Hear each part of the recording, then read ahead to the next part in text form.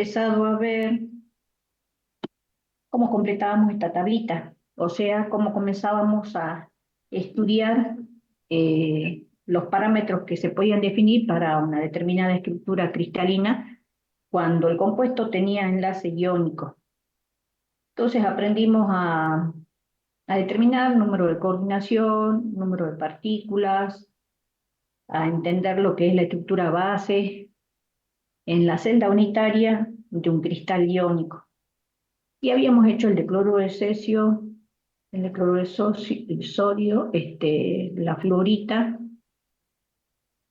Eh, Hoy vamos a ver el rutilo y la ursita. Luego vamos a hacer los problemas y con eso ya estaríamos terminando lo que corresponde a la parte teórica de enlace iónico y vamos a entrar a enlace covalente.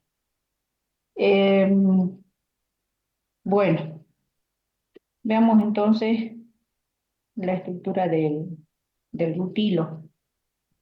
El rutilo, ustedes lo tienen en el PDF que ya les pasé, este PDF. Fíjense que es el último que figura en el costado derecho inferior.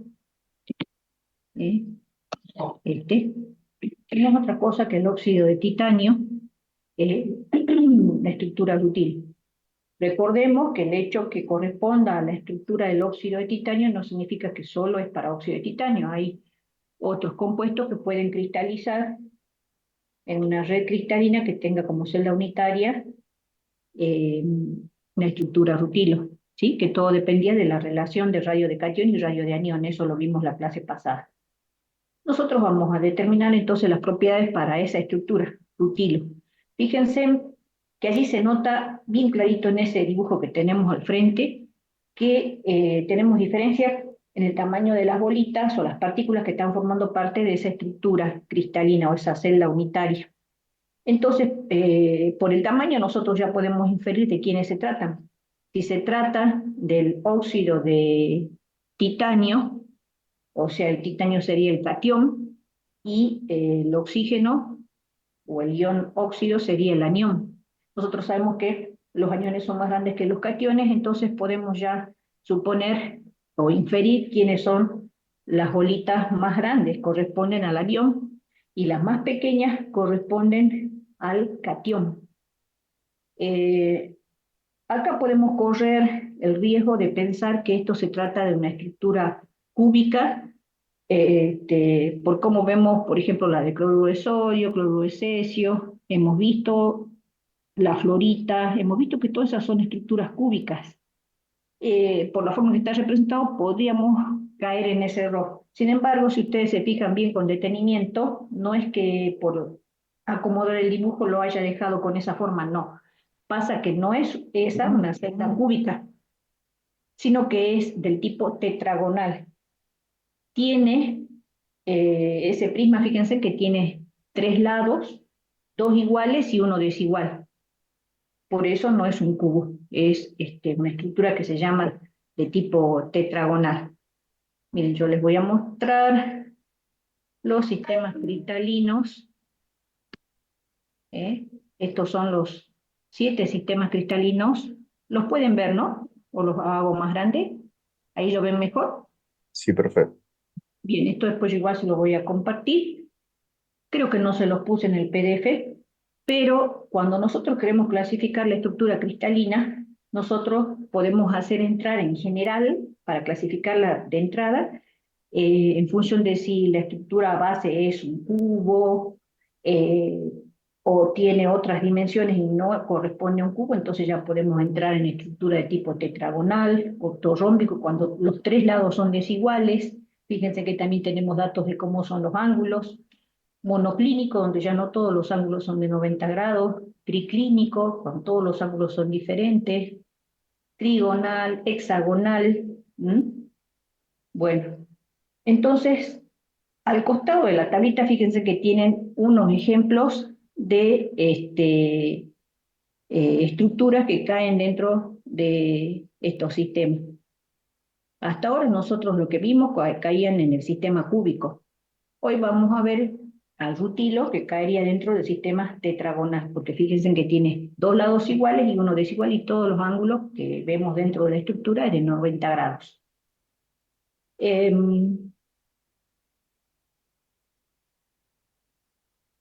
Bueno, vamos a ubicarnos entonces en esta estructura, lo agrando para que lo puedan ver mejor.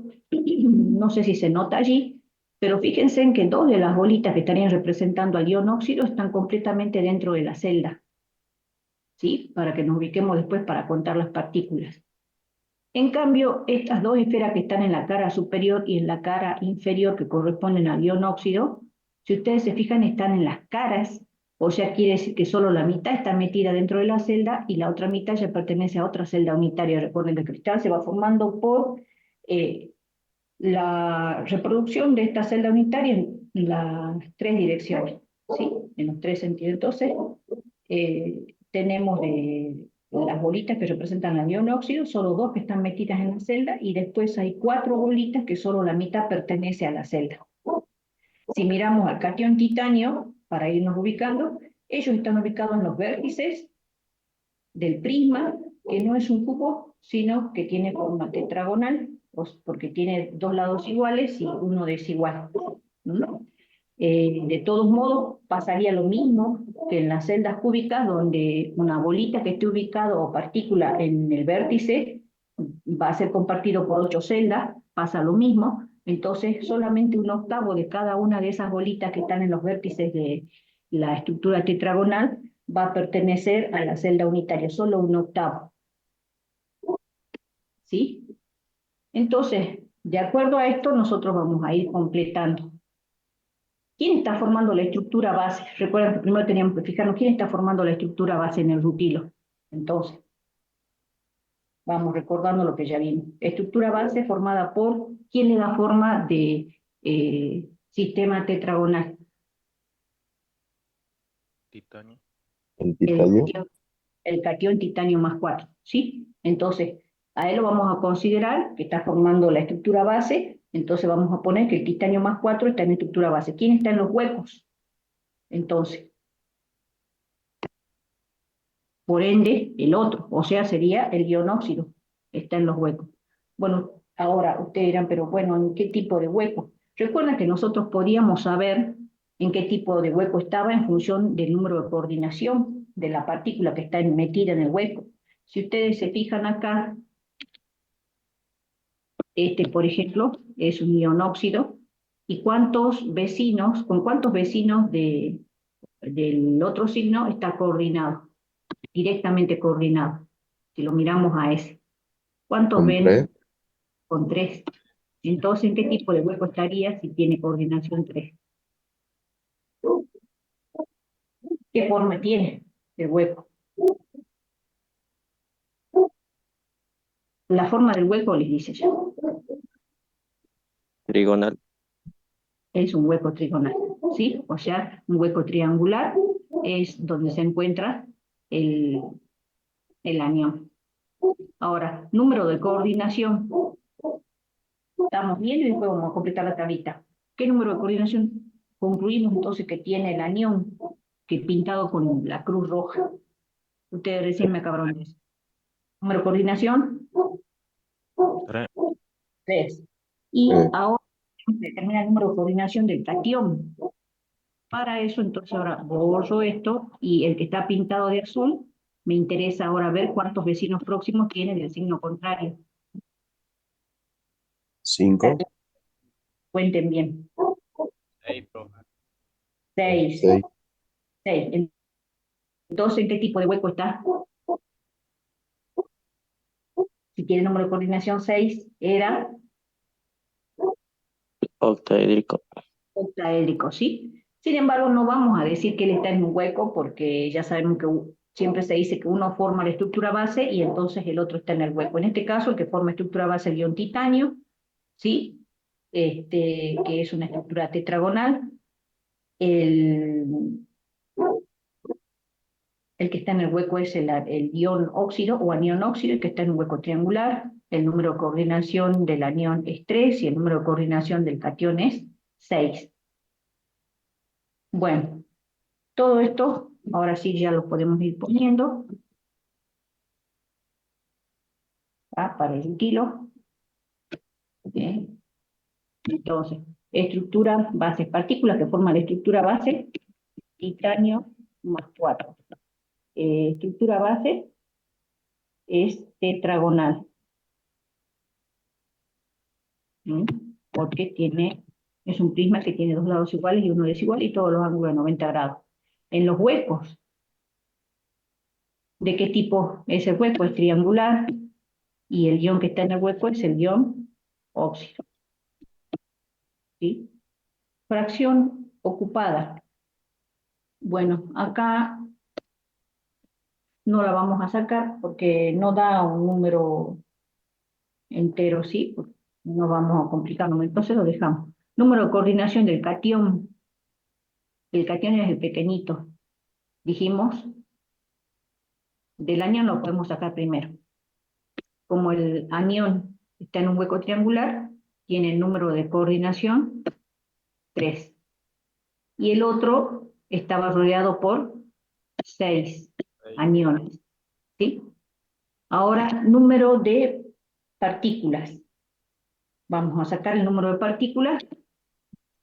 Fíjense. Contemos primero, quiero que ustedes me digan a ver si han entendido. Quiero el número de partículas del ion óxido y no lo voy a poner, se pone con letra minúscula. N del ion óxido y número de partículas del titanio más 4. Recordando que hay que tener en cuenta cuántas están realmente metidas dentro de la célula. Del titanio más 4 son 2. ¿Cuántos titanios ven ahí si los podríamos contar enteros? 8. 8 y el que está en el medio, Ah, no. 9 dirían, ¿sí? Pero de esos 9, ¿cuántos pertenecen totalmente a la celda? 1. 2, Este. Ese está metido totalmente en la celda, ¿sí? Entonces son 3. No, Ah, hay uno solo en la celda. ¿Y después cuántos tengo en los vértices? 8, 8. Pero de esos 8, ¿están totalmente metidos en la celda, los 8? ¿O qué fracción están? ¿Cuánto? 1 octavo, Un octavo. y octavo. Entonces da da 2, 2. Y del ion óxido, que serían los negros grandes. 4. ¿Cuántos están metidos totalmente en la celda? Parece que 2. 4. Estos están totalmente en la celda, miren, ese está totalmente metido en la celda. Esos dos están metidos. Fíjense por la forma en que están enlazados, esos dos están dentro. Y después, estos otros están en la cara. Y si están en la cara, están siendo compartidos por ¿cuántas celdas?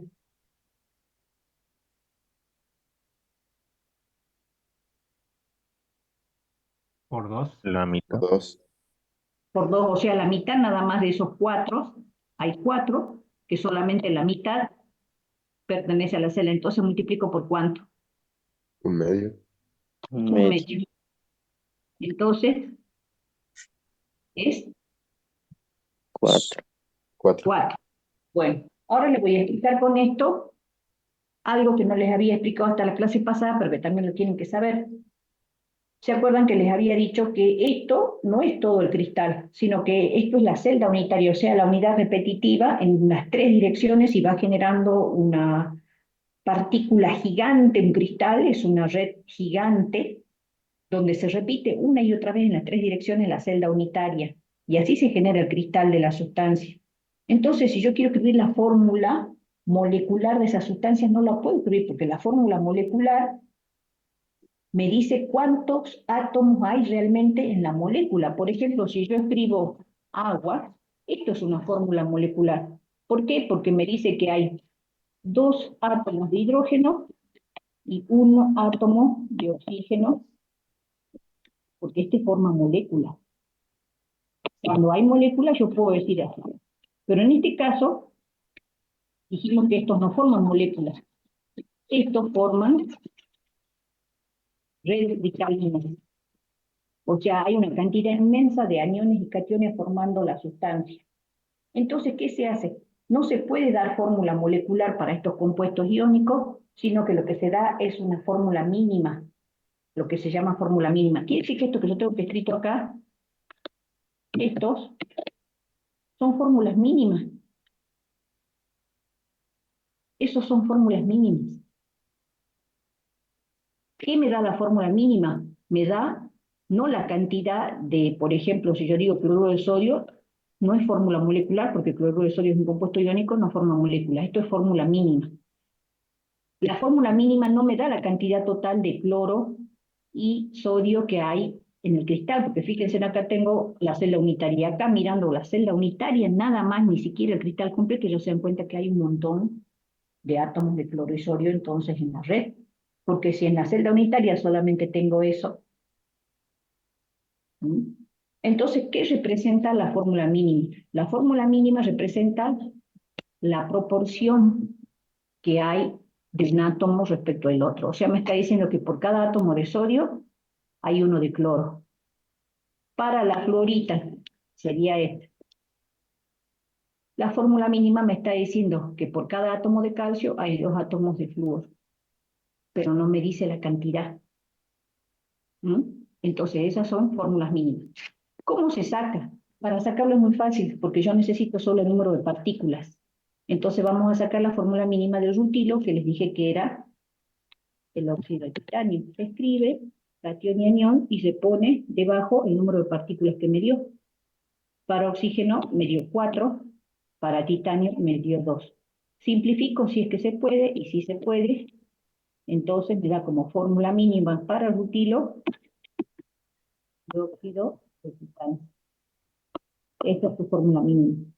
Y así es como ustedes pueden sacar la fórmula mínima de cada uno de los compuestos iónicos que hemos estado estudiando, ¿sí? Directamente sacando el número de partículas, ustedes pueden luego ponerlos como atomicidades, simplifican si es que se puede, y ya tengo la fórmula mínima. ¿Se entendió? Sí, profe.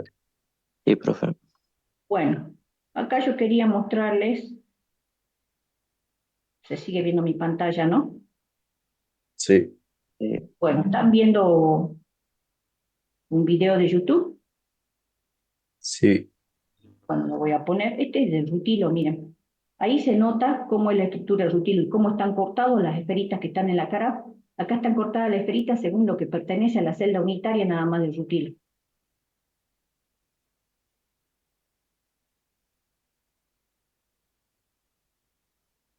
Que es la que acabamos de ver.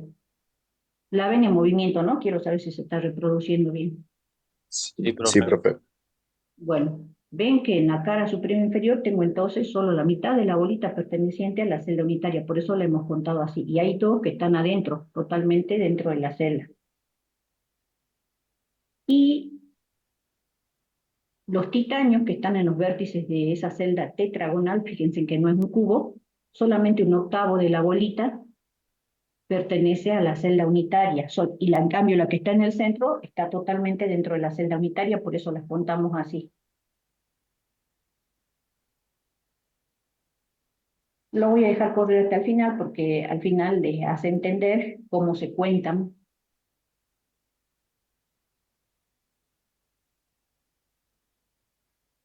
Después les comparto igual el enlace del video, porque si a alguno le ha tocado, digamos, el rutilo para el trabajo integrador, si lo quiere usar, lo puede usar.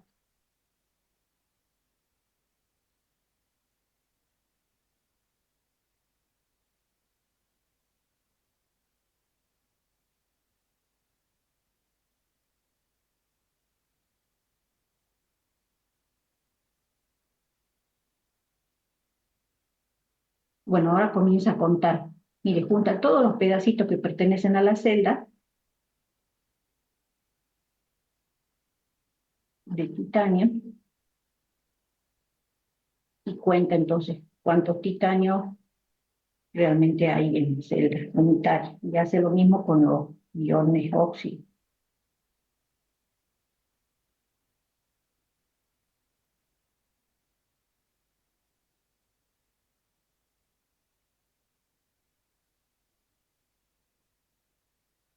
Bueno, con eso le está mostrando entonces cómo se llega a la fórmula mínima, ¿ven? ¿Ven? Simplemente usando el número de partículas que hay en cada uno y simplificándolo. Como de oxígeno hay 4 y titanio 2, se simplifica, me queda como fórmula dióxido de titanio.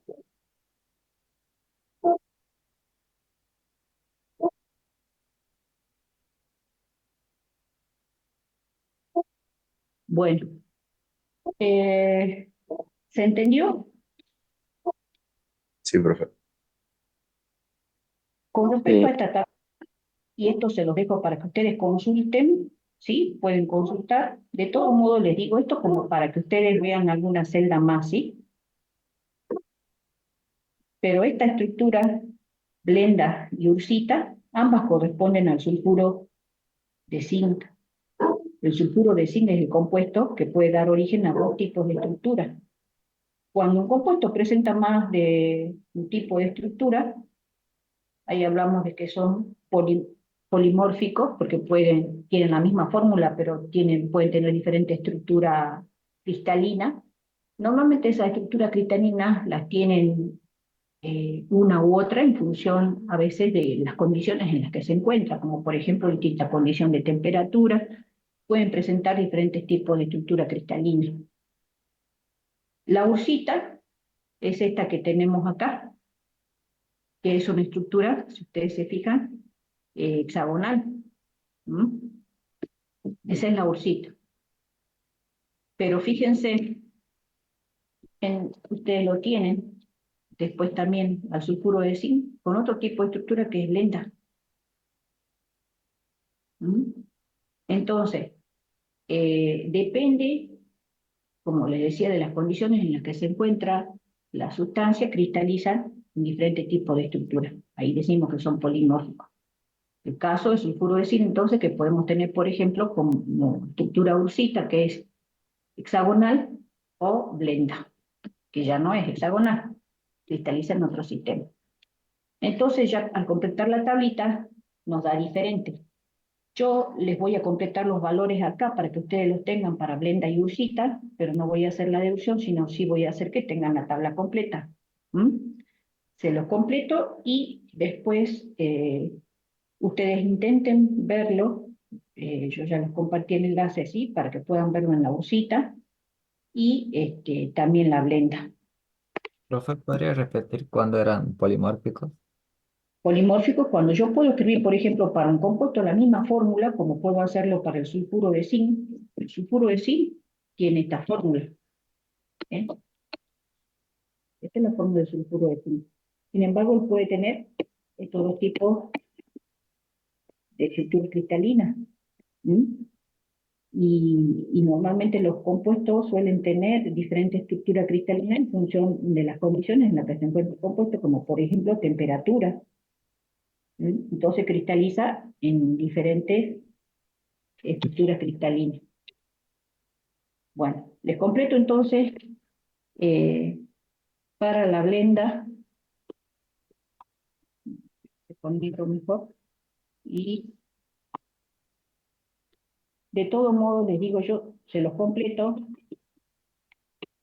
pero les voy a tomar en el parcial las que hicimos acá en el video. Pero yo se los completo porque sí me interesa que, ahí estoy haciendo, yo estoy ahí acá, porque en la blenda es sulfuro de zinc, ¿sí? O sea, acá el sulfuro que está en FCC, tenemos el zinc que está en hueco tetraédrico, ¿no? La fracción ocupada es un medio, o sea, 50%. Como estábamos poniendo como porcentaje, lo voy a poner como porcentaje. el 50% de los huecos están llenos de aniones cationes sin, perdón. Tenemos, no me quiero confundir, por 4 acá. Después ustedes lo miran y ven si, para que practiquen, ven si les da. Entonces control, blenda, FCC, sulfuro, tetraédrico, fluoruro, 50%, 4, 4, 4, 4. Ursita, HCP, porque es una estructura hexagonal, y quien está formando la estructura base en el caso de la ursita también es el anión sulfuro, y en los huecos entonces tenemos también al catión zinc, en el caso de la ursita, y también tenemos huecos tetraédricos. Y también tenemos ocupado la mitad de los huecos. En cuanto a número de partículas, número de coordinación, primero que tenemos número de coordinación. Número de coordinación para la ursita, bueno, sí, 4 para ambos. Y número de partículas, tenemos 6. Controlo, HCP, sulfuro tetraédrico, zinc 50%, 4 número de coordinación, número de partículas 6. Bueno, tienen las dos estructuras, tienen también los enlaces como para mirarlos, ¿no? Y cualquier cosa, si no pueden deducirlo, bueno, a consulta, pero de todos modos, las que les puedo llegar a tomar en el parcial, en primera instancia, pueden ser las que hicimos acá, ¿sí? O sea, cloruro de cesio, cloruro de sodio, fluorita, rutilo. Bueno, vamos ahora al seminario.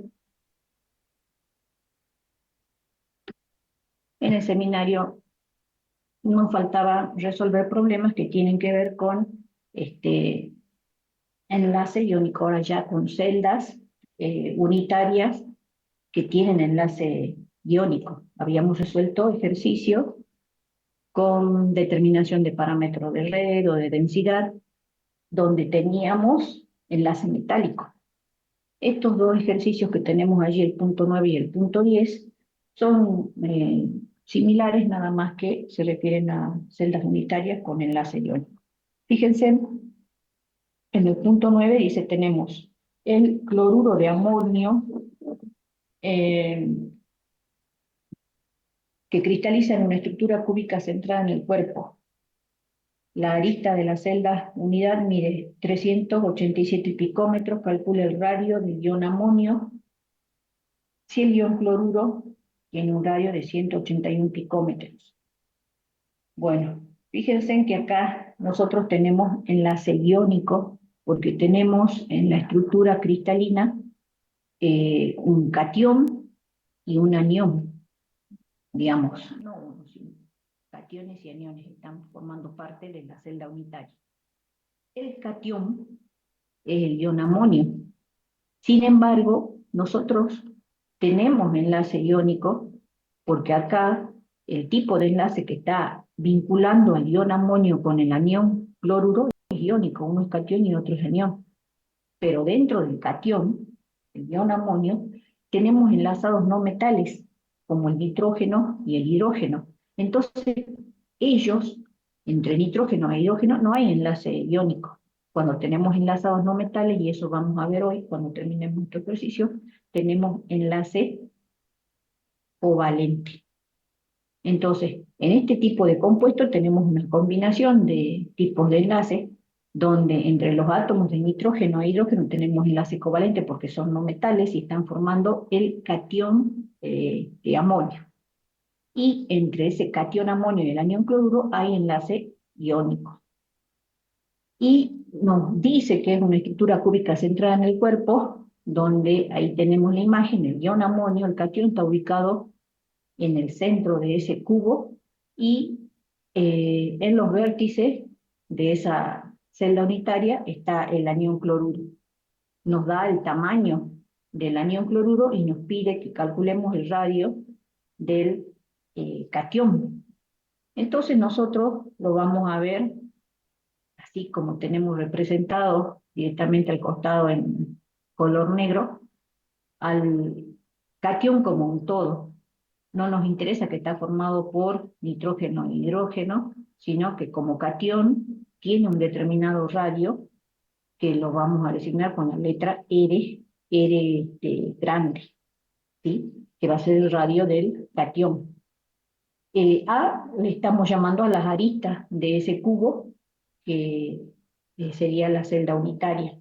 Y con R chica, R minúscula, vamos a designar al radio del anión. Nosotros estamos imaginándonos que si este sería el tamaño del catión, fíjense en que acá ya en el esquema para poder aplicar directamente relaciones trigonométricas y hacer todo un paso matemático para determinar el radio del catión, estamos considerando que están rozando directamente el catión con los dos aniones cloruros. Y lo estamos imaginando de esa manera para poder plantear las relaciones trigonométricas.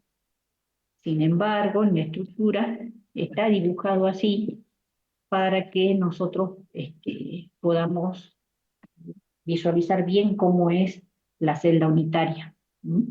Y cómo dónde se encuentra el ion amonio. Nosotros para poder resolver el problema vamos a trabajar con esto. ¿M? Entonces, vamos a hacer así. R, entonces, es el radio del ion amonio, que sería mi incógnita, ¿sí? Esta es mi incógnita. Y R chica sería el radio del anión cloruro, que tenemos de datos. Este es dato, que serían esos 181 picómetros, eso sería, ¿sí? Y tenemos de dato la arista A, esa es la que mide 387 picómetros. Esta mide 181 picómetros. Entonces, ¿qué hacemos? Bueno, vamos a ver qué relaciones trigonométricas podemos plantear acá. Como eres el radio del ion amonio, y acá está dibujado esta esfera, este círculo, digamos, o esfera estaría representando al ion amonio, por eso es que acá dice 2R, porque estamos tomando la suma total de los dos radios, digamos, porque estamos considerando el diámetro, digamos. Como queremos determinar el radio, en lugar de poner diámetro del ion amonio, ponemos 2R. Eso es todo. Luego ahí está marcado cómo cada parte, cada lado, digamos, de ese cubo, lo vamos a llamar A, que corresponde a la arista, y después acá tenemos trazada esta diagonal que nos va a hacer falta, que la vamos a llamar D, D minúscula, ¿no?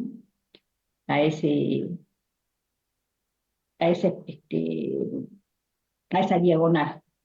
A Profe, esta una diagonal, pregunta. sí. ¿Por qué ahí en el cubo se ven dos de aniones cloros, no más, digamos, y no cuatro? ¿Cómo? ¿Por qué en el cubo se ven dibujados, serían dos de cloro, ¿no? Porque O sea, estamos tomando así, estamos tomando bien, así, bien. ¿Así se toma o es como para así así se, cálculo? así se toma para poder sacar las relaciones. Ah, bien, bien, bien. Así estamos tomando. Ahí se nota entonces, Sí, ahí profe, se ahí sí. entiende. Bueno, así estamos tomando, ¿sí? Porque estamos tomando una especie como de diagonal. Es para poder plantear la relación trigonométrica, ¿no? Y después estamos tomando esta diagonal de la base, o sea, como si estaríamos tomando esta, ¿sí? Entonces, a esta la vamos a llamar D grande, y esta sería la D chica. O sea, quiere decir, voy a hacerlo acá así para tener más espacio. Y la vamos a llamar como diagonal grande a toda esta, entonces es igual a ¿qué? a 2R más 2R grande. ¿Están de acuerdo hasta allí? Y esta D chica, si nosotros nos fijamos bien, por Pitágoras, piensen que tenemos acá este triángulo rectángulo, ¿lo ven? ¿Qué podríamos decir? Que este D cuadrado es igual a ¿qué? Díctenme ustedes, si consideramos ese triángulo rectángulo.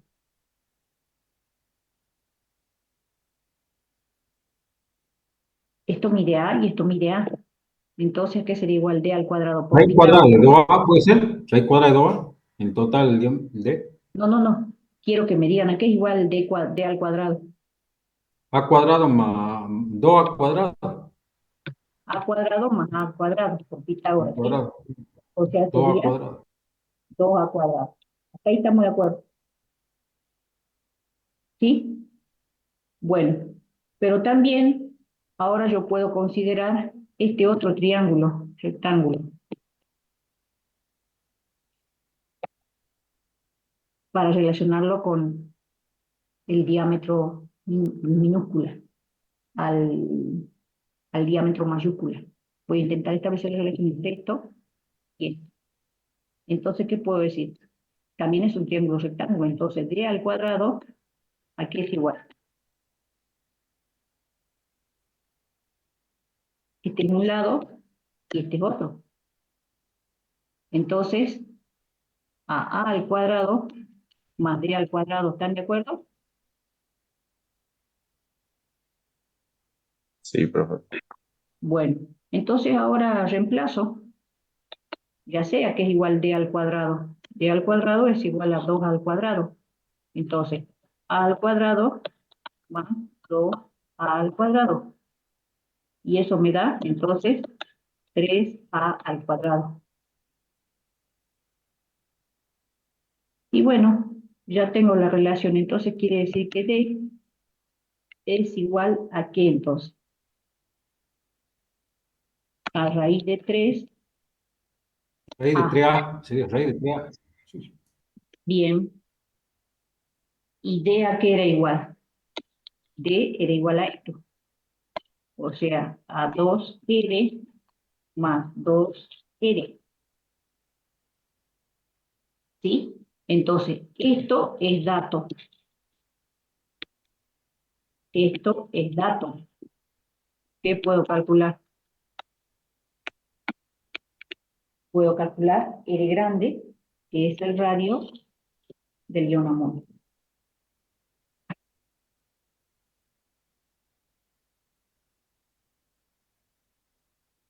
¿Se entendió?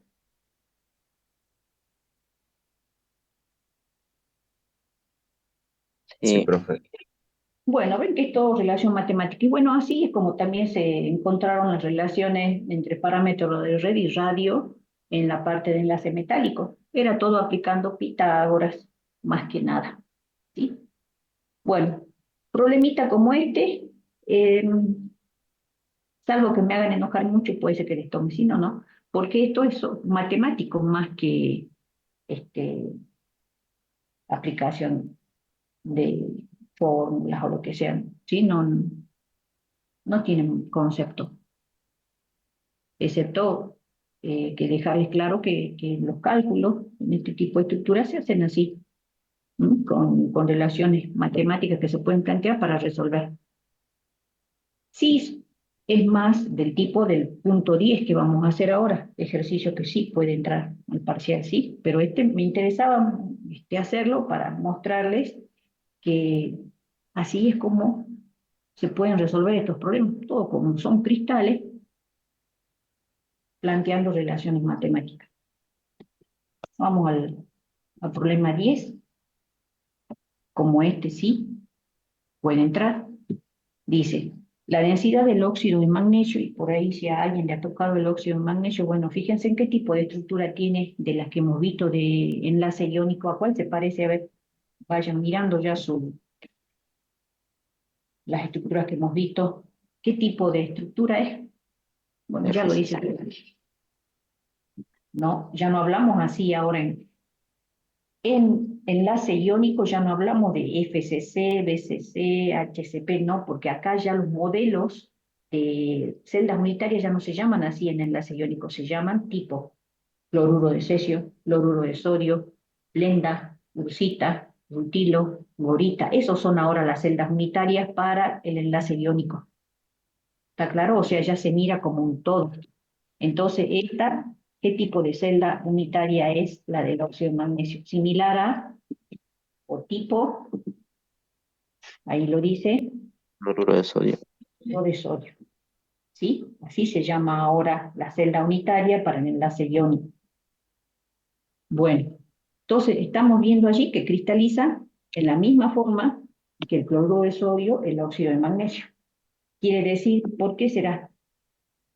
¿Qué hacíamos para saber qué tipo de celda cristalizaba? Calculábamos la relación de radio de cation sobre radio de anión. Eso quiere decir que la relación entre radio de cation y radio del anión del óxido de magnesio cae dentro del rango que me dice que la estructura es tipo cloruro de sodio. ¿Se acuerda que tenemos una tablita que me dice eso? Bueno, esa tablita ustedes no la tienen que saber de memoria para el parcial. Si les doy un ejercicio como este, obviamente no les voy a decir cristaliza similar a cloruro de sodio, sino que a lo mejor les den los datos para que ustedes calculen la relación de radio y le pongo la tablita para que ustedes decidan entonces cuál es su modelo de celda unitaria. Acá para evitar eso directamente ya les puse similar a cloruro de sodio y les puse ya la estructura para que podamos hacer problemas. Bueno, cristaliza de acuerdo a un sistema cúbico centrado en la cara, similar al cloruro de sodio, donde la estructura base la forma el catión magnesio. Entonces, las bolitas verdes o las rojas son el catión magnesio. Si la estructura base la forma el catión magnesio, ¿cuáles son las bolitas? Las rojitas. Razón de magnesio. Bien, porque la que me da la forma a la celda son las rojas, son las que le están dando forma de cubo. Entonces, esa es la estructura base. Entonces, las rojas son catión magnesio. Y en los huecos están los iones óxidos, dice. Bueno, entonces estos son los iones óxidos, los verdes. Dice, calcule la longitud de la arista de la celda unitaria. Mi celda unitaria, como es modelo cloruro de sodio, es toda. Entonces quiere decir que mi arista que me están pidiendo es esta. Esa es la arista. Esa es mi incógnita. ¿Qué me están dando de datos? La densidad. Me están dando de dato la densidad. Y sabemos, como sabemos que la estructura es tipo cloruro de sodio, sabemos que los dos, está en que, ahora sí ya lo miro por separado. El magnesio tiene una capa de 5, 4, 5, o sea, ¿en qué tipo de estructura está? FCC, BCC, HCP. FCC. FCC. Y los iones óxidos, fíjense, tienen una capa de 4, acá tiene una capa de 5 y abajo otra de 4, o sea, la secuencia es 5. También es FCC. ¿Y eso qué dato me daba? Si yo sé, Tipo de la relación de la arista con el radio. pero no, me da otra cosa. ¿Qué sabíamos? Si sabía, sí me da la relación arista-radio, sí me da eso. Pero para este problema, ¿qué era SN? El número de partículas que hay. Claro, para la FCC, ¿cuánto era? Ya sabíamos de entrada cuánto daba. Eso les conviene sabérselo de memoria, que ya lo saben desde el enlace metálico. Para FCC, ¿cuánto da? Porque, ¿cuánto da? 4.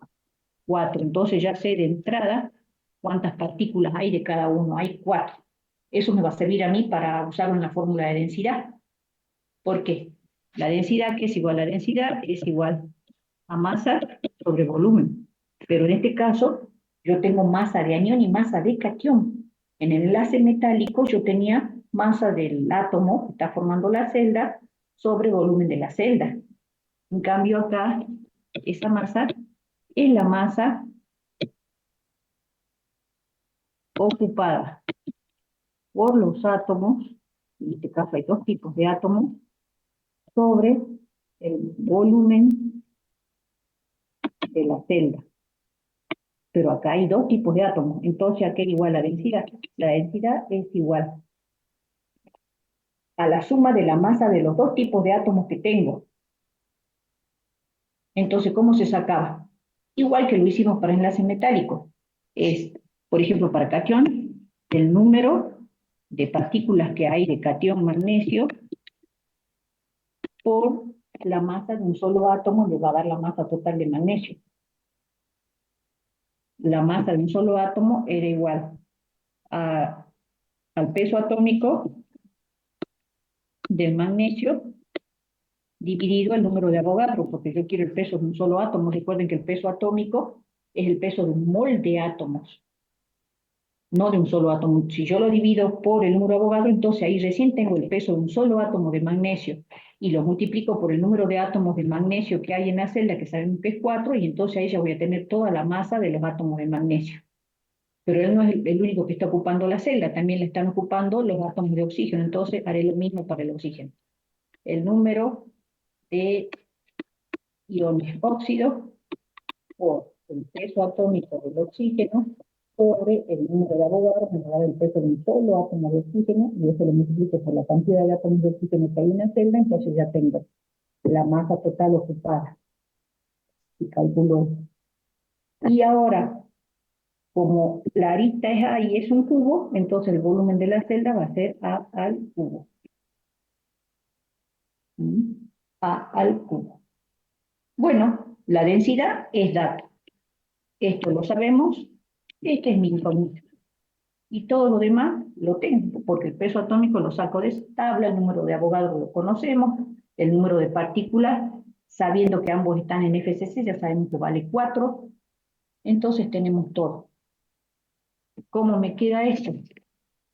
Me queda, despejando ya al cubo, me va a quedar densidad abajo, y entonces acá me queda 4 por 24,3, que es el peso atómico del magnesio, sobre 6,02 por 10,23, que es el valor del número de Avogadro, más 4, que es el número de partículas del ion óxido, por el peso atómico del oxígeno sobre el número de Avogadro, 6,02 por 10 a la 23, y todo esto sobre la densidad, que sería 3,581, ¿sí?, gramos por centímetro cúbico. Puedo ponerlo directamente porque esto ya considero que están en gramos las masas atómicas, ¿sí?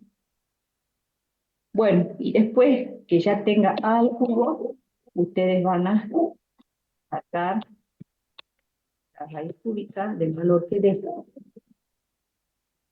y lo sacan. Eso ya queda para ustedes, ¿sí? Matemática nada más. ¿Se entendió cómo es?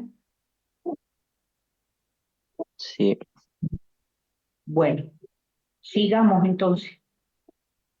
Eso ya queda para ustedes y sacan el resultado.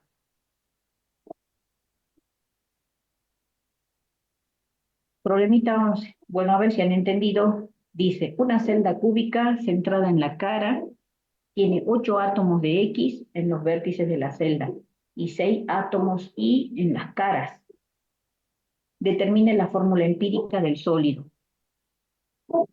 Algo así también puede ir el parcial, ¿eh? O sea, miren de fácil que es. Tengo ahí la celda unitaria y ustedes tienen que decirme la fórmula empírica. O sea, fórmula mínima es lo mismo. Para eso, ¿qué teníamos que determinar para sacar la fórmula? A ver, ¿qué tenemos que saber? El número de partículas. El número de partículas. Entonces sabemos que uno de los átomos se llama X y el otro se llama Y. Hay que identificar. ¿Cuál es X? ¿Los amarillos o los celestes? Los amarillos son X. Bien. Y los celestes es Y. Entonces, para poner acá las atomicidades, yo tengo que saber el número de partículas de X y el número de partículas de Y. Saquemos número de partículas de X. ¿Cuántas hay? ¿Cuántas bolitas en total? 8 por 1/8. 8 por 1/8. Bien, o sea, me da 1 en total. Y de ahí, fíjense que están en las caras. En las caras, ¿por cuántas celdas se comparten? 1/2. Por 2, ¿sí? Por eso se multiplica 3. por 1. Esta bolita pertenece a esta celda y a una celda que está encima, no puede pertenecer a otra. O sea que cada bolita celeste pertenece a 2 celdas. Claro, el Por eso, valor sería de 1/2. 1,5, claro. ¿Cuántas Sale son las 3, bolitas? profe. Bien, pero ¿cuántas son? ¿Qué cálculo hago acá? Quiero el cálculo. Hago 6 por 1/2. 6 por 1,5. Bien, o sea, me da 3. 3. Entonces la fórmula sería X1 y 3. Esa es la fórmula mínima. ¿Mm? Bueno, y así es lo mismo que hemos hecho para el rutilo. ¿Mm? Hemos puesto el número de partículas como atomicidades y eso me daba la fórmula mínima. Bueno, el último punto me presenta una serie de gráficos de cristales, digamos, partecitas de lo que son cristales, algunos metálicos, otros iónicos, porque pretende que, digamos, qué tipo de defecto tienen, porque las celdas cristalinas, así como la hemos visto hasta ahora, la hemos estudiado como si fueran perfectas, pero resulta que pueden tener muchos tipos de defectos. Eh, Acá, al final de la teoría, les puse algunos de los tipos de defectos, hay muchos otros, seguramente los que estudian geología ven mucho más en profundidad esto, en alguna materia, pero un poco para introducirlos, vemos algunos más sencillos. Eh, por ejemplo, para el caso de un átomo metálico, un cristal metálico, pueden originarse defectos cuando yo tengo vacancia. Por ejemplo, en el primer caso, me está faltando, fíjense en la secuencia de los átomos en la red. Sin embargo, pasa esto. ¿Qué quiere decir? Que acá está faltando una partícula. Cuando tengo ese tipo de defecto, se llama vacancia, ausencia de un átomo en alguna posición de la red. Puede haber un defecto de tipo sustitucional, donde vemos la secuencia de la red y de repente hay una partícula que está ocupando una posición que debería ser ocupada, pero que es mucho más pequeña que las demás, las que realmente forman la red cristalina. Entonces eso va a producir un defecto porque puede producir una distorsión en la red, porque bueno, hay una partícula que no es del mismo tamaño que las demás. Lo mismo puede ser un efecto sustitucional donde la partícula que está ocupando el lugar vacío sea más grande que las que normalmente están formando la celda. Todo esto va a producir defectos en la red cristalina. Un tercer tipo de defecto en el caso de los cristales metálicos es de tipo intersticial. O sea, yo tengo la red como debe ser, todas las bolitas grises están en la posición que tiene que ser. Pero fíjense en que cuando yo tengo la red, entre esferita y esferita hay algún hueco que podría ser ocupado por alguien o no. Pero el hecho que lo ocupe, como está ocupando esta bolita que estoy pintando de rojo, ese intersticio se llama, o hueco, produce defectos dentro de lo que es la red cristalina y justamente porque está ubicado en el intersticio. Entonces ese tipo de defecto se llama defecto intersticial. En el caso de los compuestos, bueno, ahí les puse, ¿no? Por ejemplo, una consecuencia de estos defectos que acabamos de ver es la distorsión del retículo cristalino. En el caso de las redes cristalinas iónicas, donde nosotros sabemos que tenemos aniones y cationes. Fíjense que aquí vemos una red que nos está dando a entender que es iónica porque aparecen aniones y cationes en la red. Lo mismo abajo. Hay algunas partículas más pequeñas, otras más grandes. Sabemos que las más grandes son los aniones, los más pequeños los cationes. Y en este caso hay dos grandes tipos de defectos. Uno es el defecto Schottky y el otro el defecto Frenkel. Acá no lo puse, pero así les aclaro en el video y después ustedes le agregan su puntecito si lo tienen ya en mano. Esta primera columna, toda esta columna, corresponde al defecto Schottky.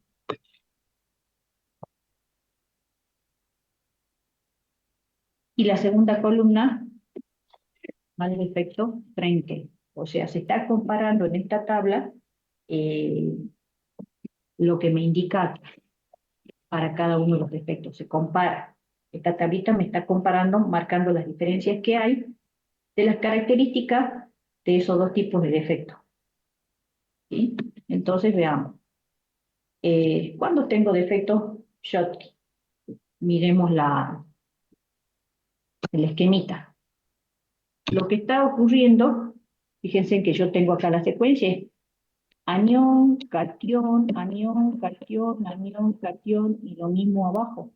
¿Sí? Cation, anión, acá vendría un cation, le está faltando. Y si nos fijamos en la tercera línea, tengo anión, cation, acá vendría un anión y está faltando. Entonces, en el defecto Schottky, me falta un cation, pero me falta también un anión. Entonces, un defecto de vacancia, pero donde se mantiene la neutralidad eléctrica porque me falta la misma cantidad de aniones que cationes.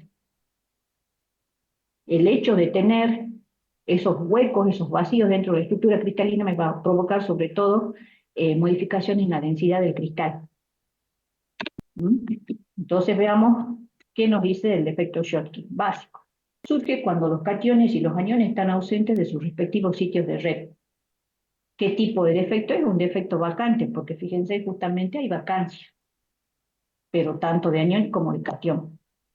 ¿Dónde es visto?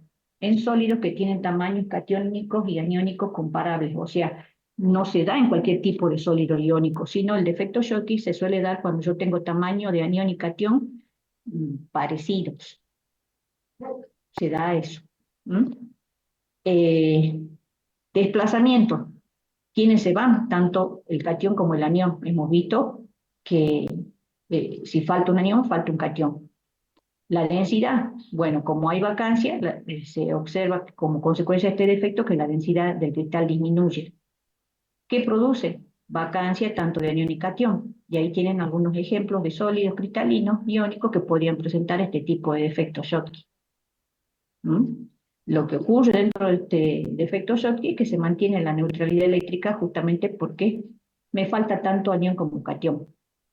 En el defecto Frenkel, también los chiquitos son cationes y las bolitas grandes son aniones. Fíjense lo que ha pasado allí. Hay un cation que se ha desubicado. En lugar de estar en la posición que le correspondería, se metió en un intersticio y generó una vacancia.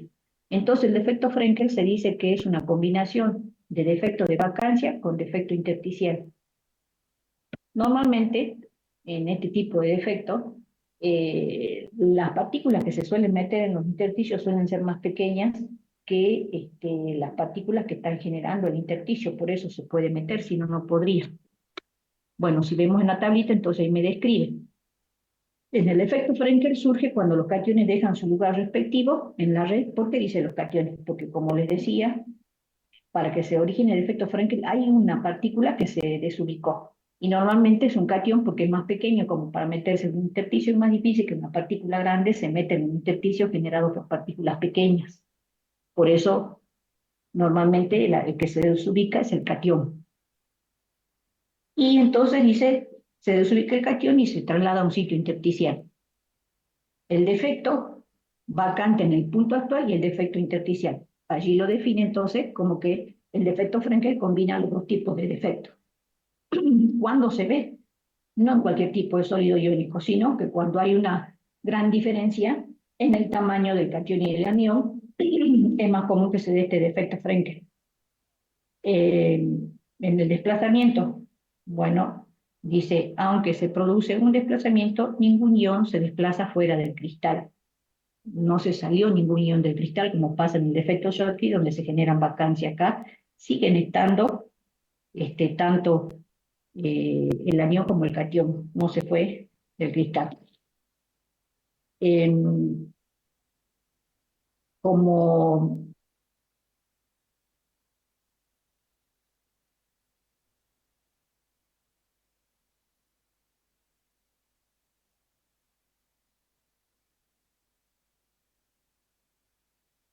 están ya en la red, entonces disminuye la densidad.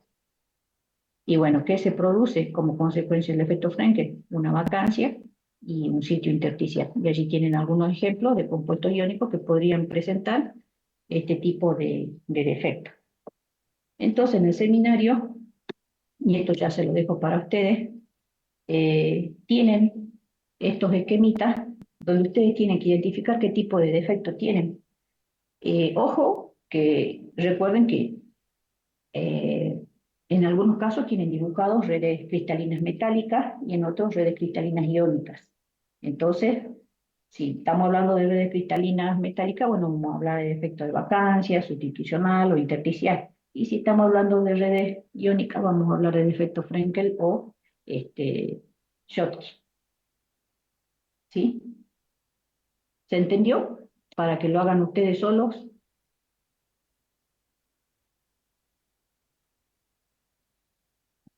Sí. Bueno.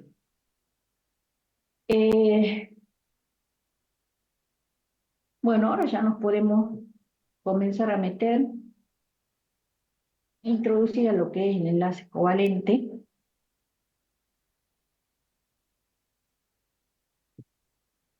Yo hoy les voy a compartir el seminario de enlace covalente y el PDF de enlace covalente, pero antes de meternos de lleno en esto,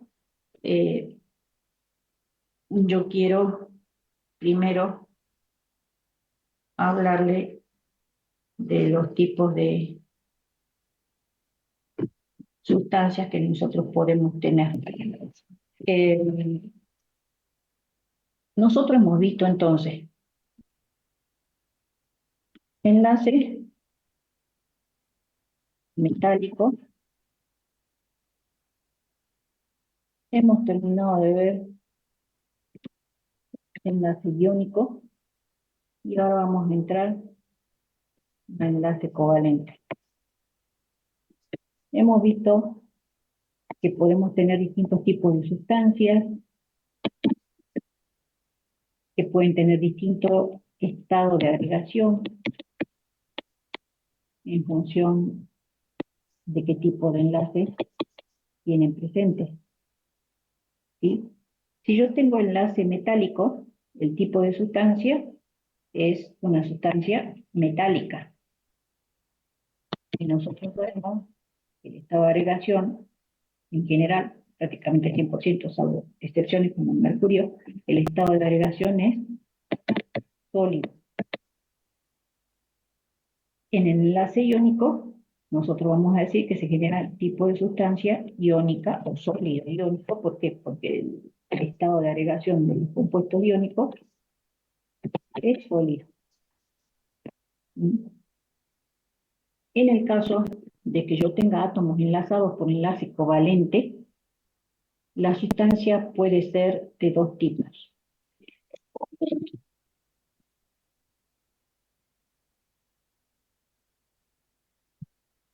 Puede ser que ocurra que se enlacen los átomos por enlace covalente y no haya nada más que enlace covalente, solo puro enlace covalente. Entonces vamos a tener una sustancia de tipo covalente, o también en algunos libros lo van a encontrar como atómica, sustancia covalente o atómica. Y estos son sólidos. Son sólidos. O puede ser que haya enlace covalente entre los átomos, pero que formen moléculas. Cuando forman moléculas, aparte de haber enlace covalente entre los átomos, hay enlace intermolecular. O sea, a su vez, las moléculas se enlazan formando la sustancia por enlaces intermoleculares. ¿Qué quiero decir entonces acá? Acá yo tengo, no voy a hacer más esquemático a esto, para que quede bien claro. Dijimos que la sustancia se llama entonces covalente o atómica. Esta clasificación yo se la estoy pidiendo en mi trabajo integrador, ¿sí? Por eso les quiero explicar bien esto.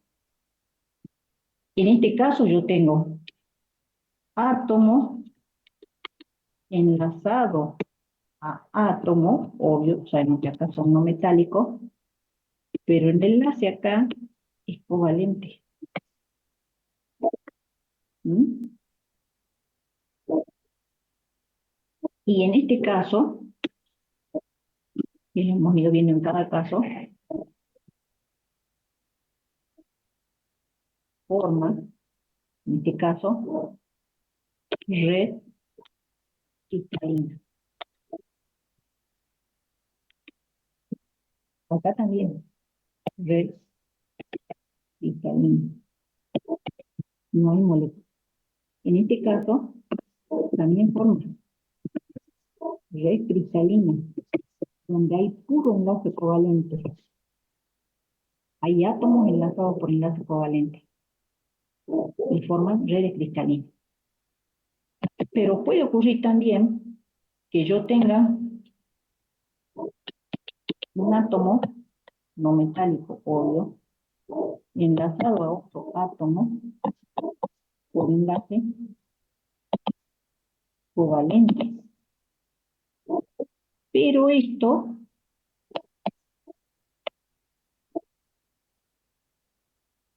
vamos a ponerlo así mejor, da origen a moléculas, forma una molécula. ¿Sí? Ahora, esa molécula, me queda medio feo ahí, pero lo voy a doblar así porque si no, no ven dónde sigue. Esa molécula a su vez se puede enlazar con otras moléculas. Esa molécula se enlaza con otra molécula y ahí recién forma la sustancia. Pero este enlace ya no es covalente, este enlace son los enlaces intermoleculares.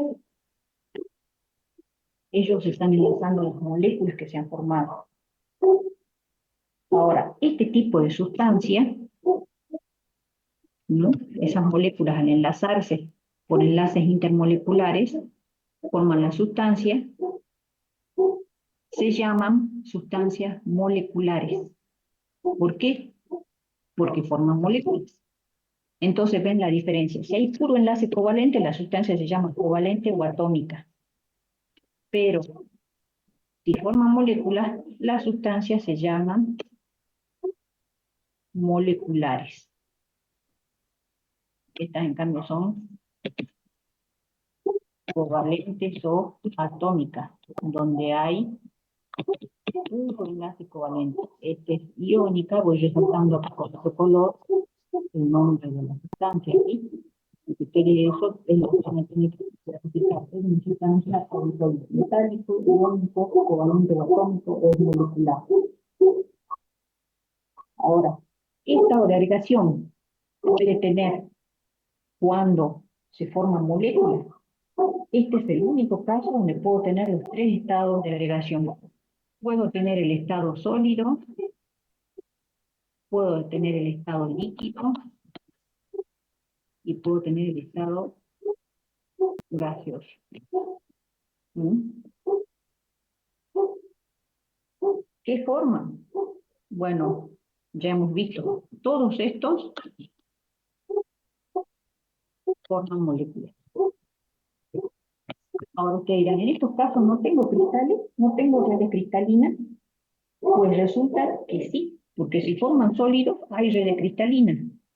Acá sí hay. Estos solo van a formar moléculas. Si no están en estado sólido, solo están como moléculas enlazadas por enlaces intermoleculares y así forman la sustancia. Pero si están en estado sólido, o sea, forman la sustancia, pero está sólida, entonces sí forman una red cristalina molecular. ¿No? Ahí sí forman una red cristalina molecular. Ahora, ¿qué diferencia hay entre todos ellos? Bueno, las sustancias metálicas tienen las propiedades que nosotros hemos estudiado para el enlace metálico. Ya hemos visto qué propiedades tienen, que son conductores del calor, de la electricidad, que tienen brillo, que presentan propiedades mecánicas, que tienen punto de fusión variable, ¿sí? Que pueden presentar dureza variable. Ya hemos visto, tenemos el sodio que es blandito, que lo corto con un cuchillo, y tenemos el hierro que no lo puedo cortar con un cuchillo. Esas son las propiedades de las sustancias metálicas.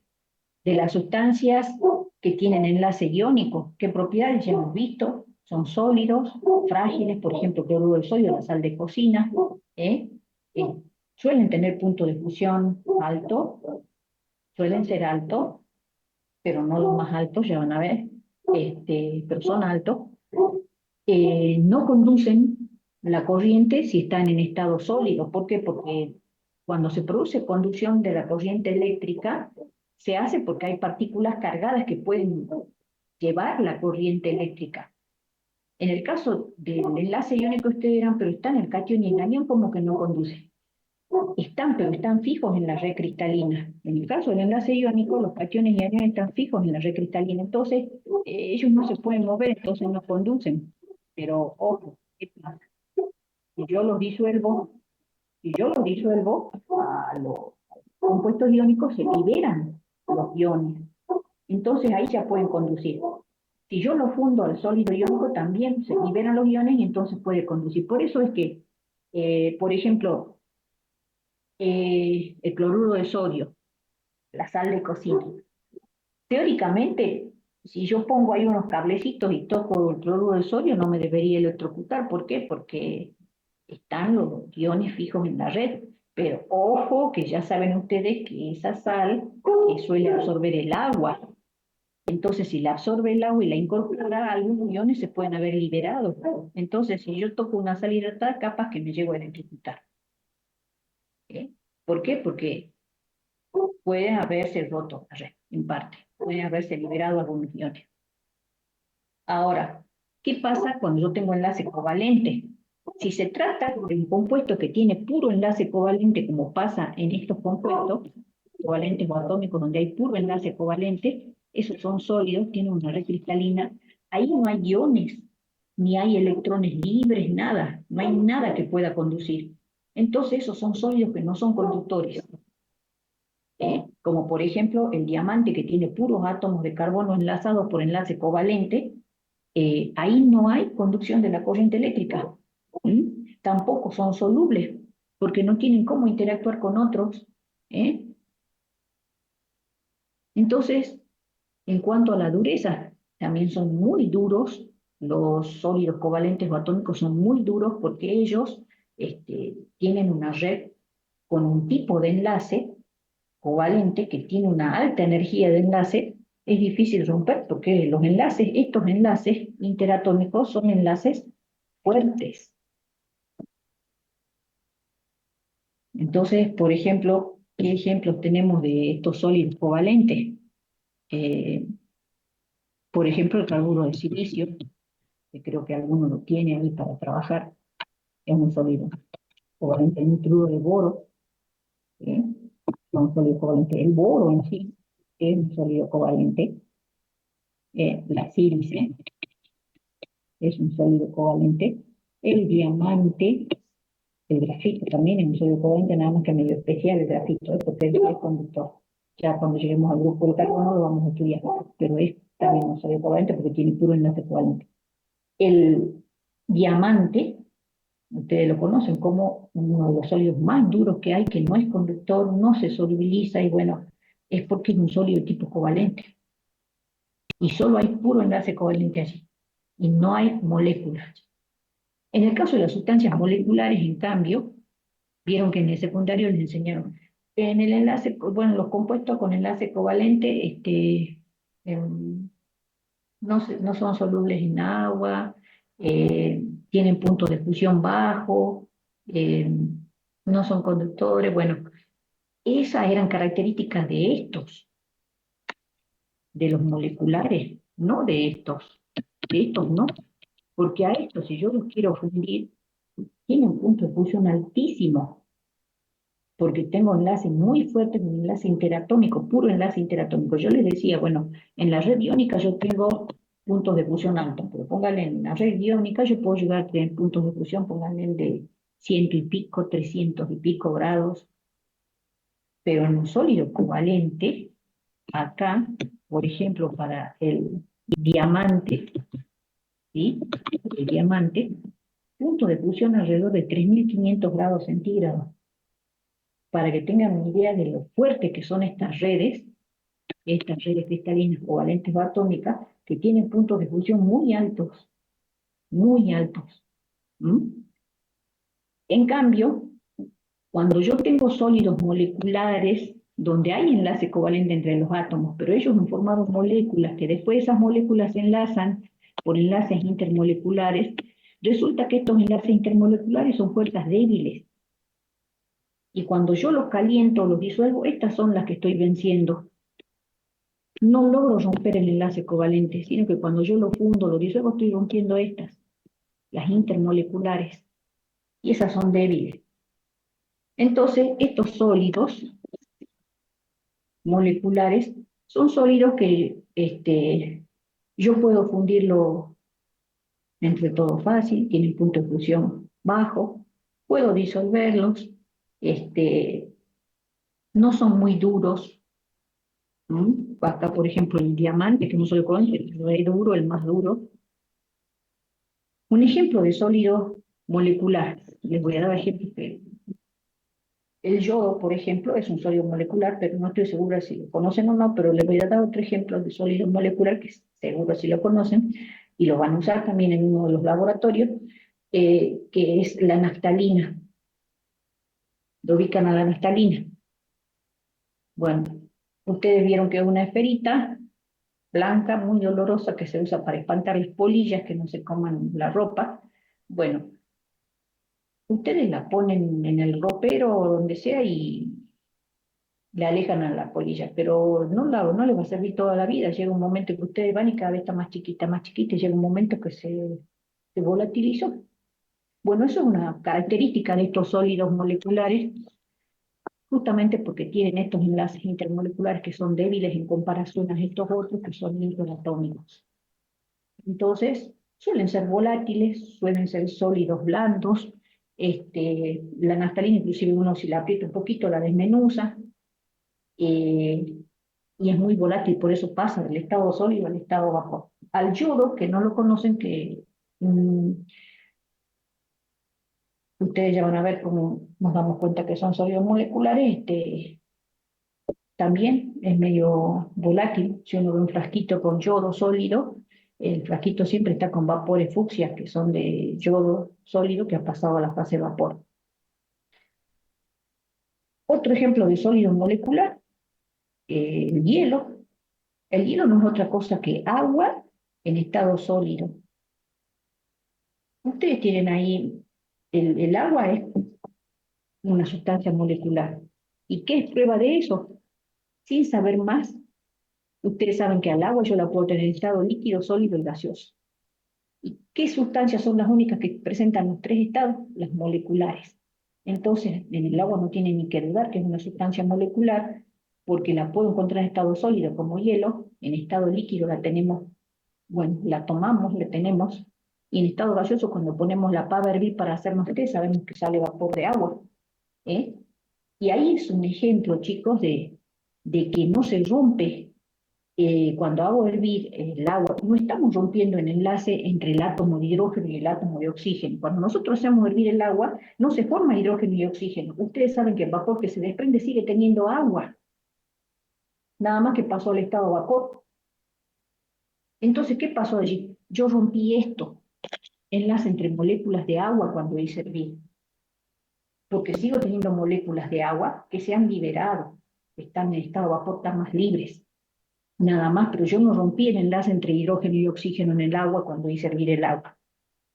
¿Y por qué pasa eso? Porque estas fuerzas intermoleculares, vuelvo a repetir, son mucho más débiles que el enlace covalente, entonces no se rompe. Se rompen los enlaces intermoleculares que vamos a estudiar después de estudiar el enlace covalente. Bueno, ¿se entendió esto? Esta tablita la tienen que saber muy bien. Yo se les voy a compartir como tablita también para que la tengan, pero esto les quería explicar así con mis palabras para que quede más claro, creo yo, porque a veces la tablita está como más eh, resumido, diría yo. Tiene lo mismo, pero más resumido y por ahí a veces no sé si les queda claro. ¿Se entendió, chicos? Porque esto sí se lo estoy pidiendo para el trabajo integrado. Esto sí se va a tomar en el parcial. ¿Se entendió? Sí, Sí, profe. Profe, Bueno. me queda una duda ahí en los moleculares, en la forma. Los tres forman moléculas, pero solo el sólido forma una red cristalina. ¿Así Claro, era? porque si yo te hablo de red cristalina, es sólido. Yo no te puedo hablar de red cristalina si está en estado líquido o gaseoso. Entonces, los Ujú. compuestos moleculares pueden estar en los tres estados de agregación. Y si está en estado sólido y está formando una red cristalina, ¿sí? Quiere decir que el agua, cuando se está en estado sólido, está formando una red cristalina. Por eso, no sé si a algún grupo le tocó el agua, pero si le tocó el agua para hacer el trabajo integrador, tiene que considerarlo en estado sólido para hacer el trabajo. ¿Por qué? Porque le estoy pidiendo red cristalina y todo eso. ¿Quedó claro? Porque en estado líquido o estado gaseoso no forma red cristalina, porque no hay red cristalina. ¿Se entendió o no? Sí, profe. Bueno, miren, ahora yo les quiero mostrar algo. Entonces, ustedes dirán, ¿pero qué pasa en las sustancias moleculares cuando forman el sólido? ¿Qué hay en la red cristalina? Porque nosotros hemos visto acá, en el enlace metálico que había, hay cationes y los iones están moviéndose dentro de la red cristalina, en el enlace metálico. En el enlace iónico, que lo acabamos de estudiar, ¿qué había en la red cristalina? Había aniones y cationes. ¿Se acuerdan? Recién lo acabamos de ver al enlace iónico, hemos visto las redes cristalinas iónicas, hemos visto que en la red cristalina había aniones y cationes. En las redes covalentes, que nosotros recién vamos a comenzar a hablar cuando veamos los grupos, pero se los digo, acá solo hay átomos enlazados por enlace covalente. Son redes cristalinas grandes. En cierta manera hemos dibujado una hipotética, la de, recuerdan, para explicar semiconductores, hemos unido varios átomos de silicio o varios átomos de germanio y metimos como impureza fósforo o aluminio, bueno, alguna otra impureza que para convertirlo en semiconductor. Allí hicimos un pequeño esquemita de una red covalente, que sería la del silicio. ¿Y cómo son las redes cristalinas moleculares? Cuando yo tengo el sólido, por ejemplo, el agua o el yodo, o la naftalina, que son ejemplos de sólidos moleculares. Bueno, borro esto y les quiero mostrar. Mm,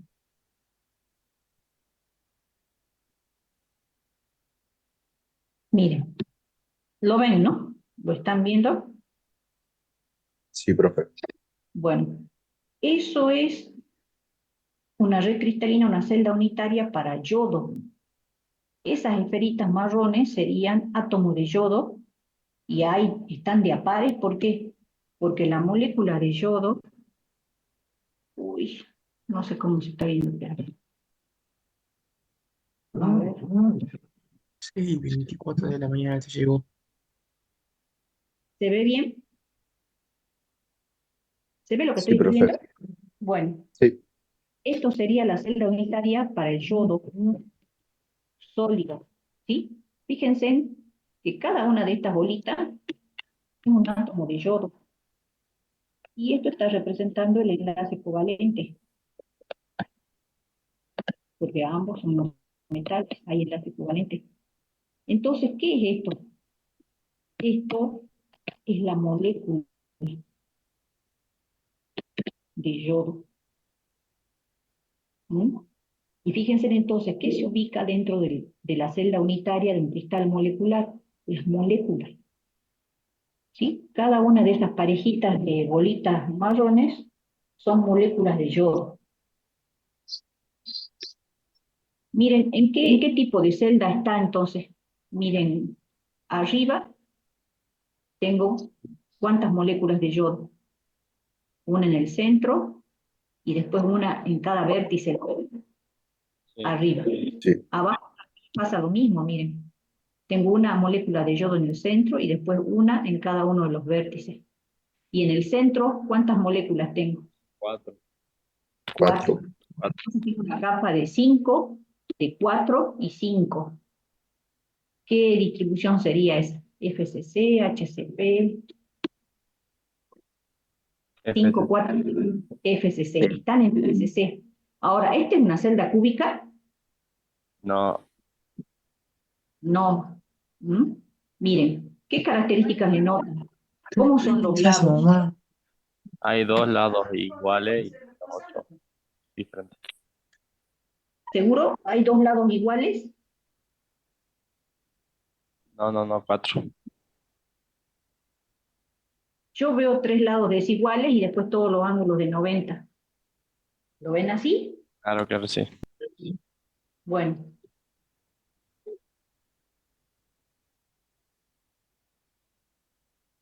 ¿qué sería entonces?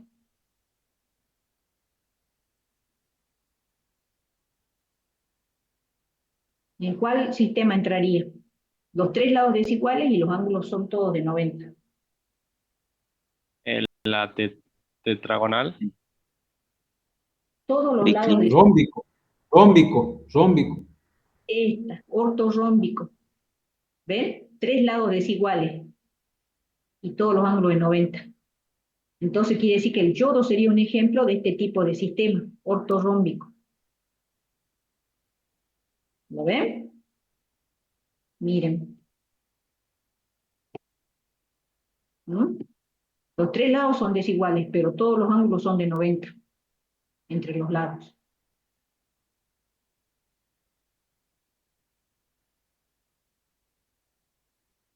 Este es el agua. Miren el agua. Sólida, obvio. Todas esas líneas punteadas son los enlaces intermoleculares.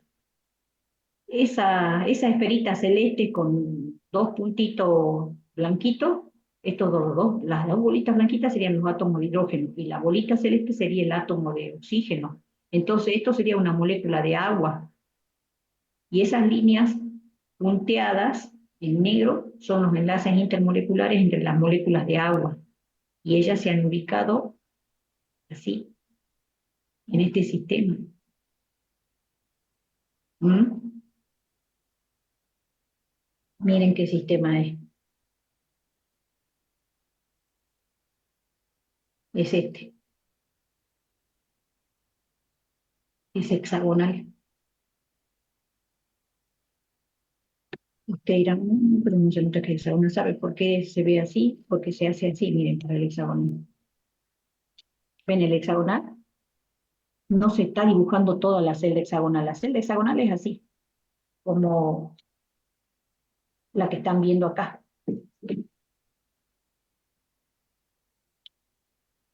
Esta. Pero ¿qué parte tenemos dibujada allí? Esta. Esta que está marcada ahí como un prisma, ¿ven?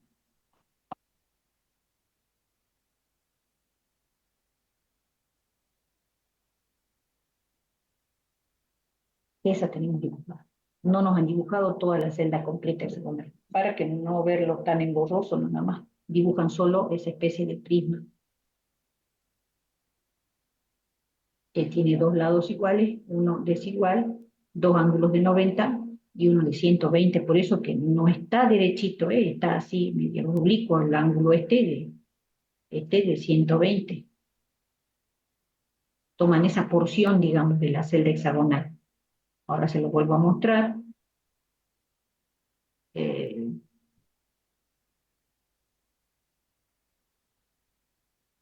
Desde el lado. ¿Ven? Ven que no está oblicuo por perspectiva, no, es así. O sea, hay un ángulo de 120 y esto es solo una porción de esa celda hexagonal. Y cada una de las bolitas celeste es átomo de oxígeno y las bolitas blancas átomo de hidrógeno enlazados formando las moléculas de agua. Miren, ahí se nota que la celda es hexagonal. ¿Lo ven?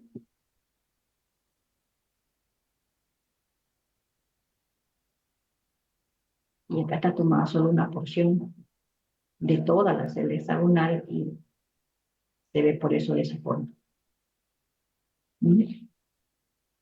Bueno, todo esto yo se los he compartido los enlaces para que ustedes puedan buscarlo, si les ha tocado o no, pero bueno, eso quería hacerles ver. Ven que entonces, este es un tipo de sólido, el hielo, esto sería el hielo, es un tipo de sólido molecular, porque están las moléculas formando la red cristalina y están enlazados por esos puntitos negritos que están allí, como están enlazando moléculas, son enlaces intermoleculares. Intermoleculares, ¿por qué? Porque es entre moléculas y son enlaces débiles. Nosotros sabemos que se rompen fácil los enlaces en el hielo, por eso que el hielo se derrite y pasa fácil al estado vapor, al estado líquido, quiero decir. Bueno, ¿quedó entendido esto de los tipos de sólido? Sí, profe. Bueno, entonces ahora nos metemos a lo que es el enlace covalente, básicamente, rápidamente, porque esto es como un repaso de lo que ustedes ya vieron en el secundario.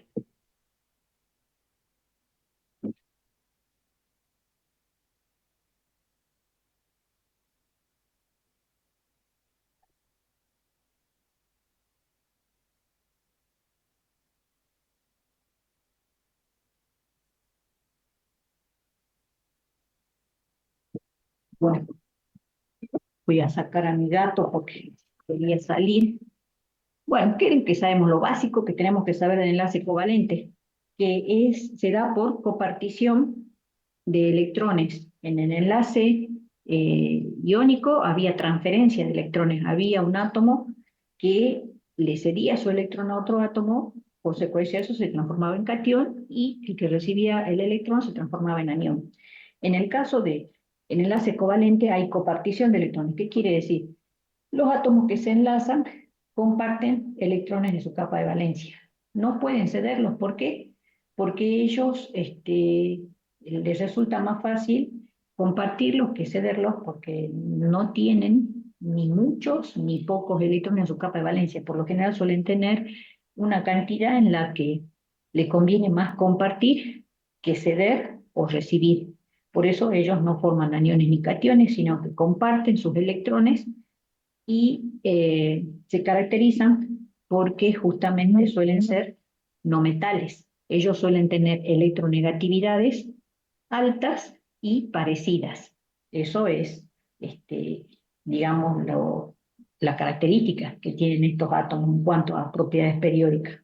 En cuanto a su configuración electrónica, la configuración electrónica en átomos que se suelen combinar por enlace covalente, justamente tiene que ver con esto que les señalaba recién. Suelen tener en su capa de valencia ni pocos ni muchos electrones, sino una cantidad que anda más bien por la mitad y por eso ellos suelen más bien compartir los electrones. Es esta unión característica de sustancias no metálicas, pero sin embargo vamos a ver que hay excepciones. O sea, nosotros podemos usar como criterio para diferenciar o distinguir cuando tenemos enlace iónico de enlace covalente, mirando si son metales o no metales que se enlazan.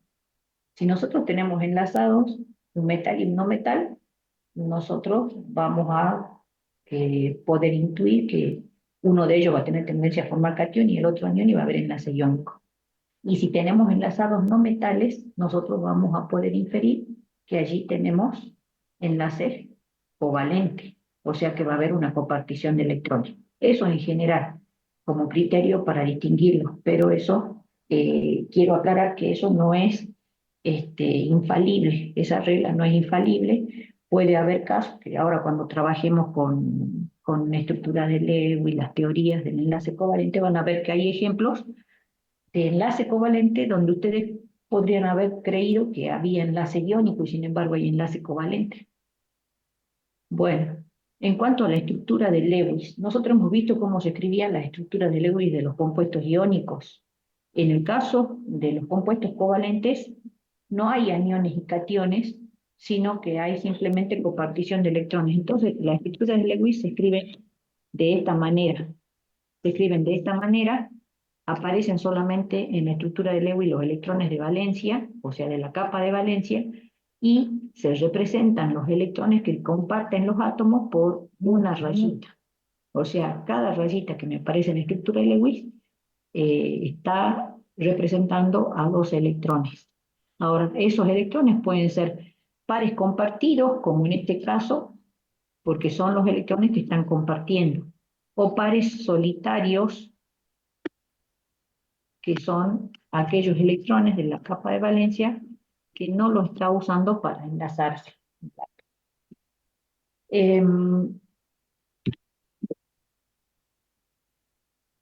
Al igual que habíamos visto en el enlace iónico, en el enlace covalente también podemos imaginarnos que tenemos los átomos no metálicos primero alejados y luego los vamos acercando hasta que se forme el enlace covalente.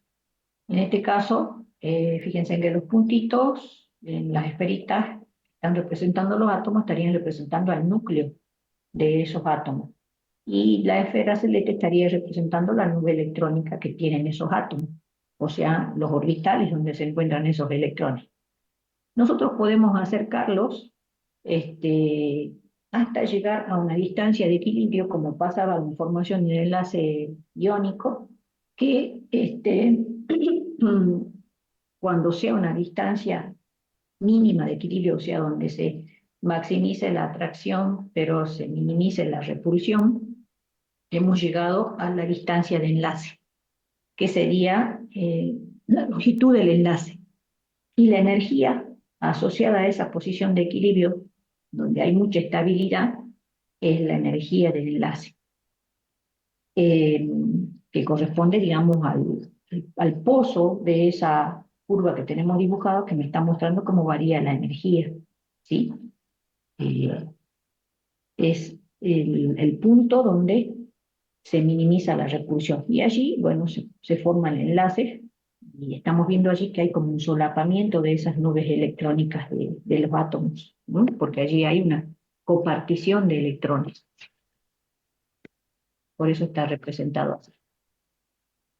Bueno, con respecto a cómo se escriben las estructuras de Lewis, las estructuras de Lewis se escriben considerando los electrones de valencia, nada más, solamente los electrones de valencia. Así, el nitrógeno, como pertenece al grupo 5 de la tabla periódica, tiene 5 electrones de valencia. Si yo tengo en cuenta a qué grupo pertenece el elemento, yo ya sé cuántos electrones tiene en su capa de valencia.